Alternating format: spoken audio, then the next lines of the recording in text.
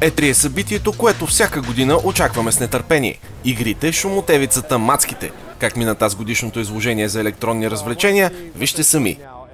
EA Games донесоха доста игри на E3, но основно говореха за тях. DICE, известни като умовете и сърцата зад Battlefield поредицата, показаха ранни кадри от, както я нарекоха те, мечтаната Star Wars игра – Star Wars Battlefront. Хората от студиото са се постарали доста, прегледали са оригиналните макети, използвани във филмите, и са посетили лично местата, на които са заснети лентите. BioWare показаха трейлър и кратък геймплей на Dragon Age Inquisition. По всичко личи, че играта има за цел да поправи грешките на предшественика си. Разбрахме още, че се работи по Mass Effect 4 и видяхме с очите си The Sims 4. Новото в човешкото тамагочи е, че вече можем да определяме всяка нишка от характера на симовете си и да ги споделяме с приятели, които да ги използват в своето копие на играта.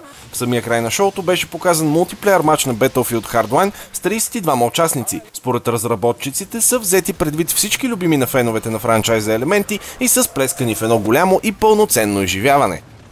Powered by PC Mania.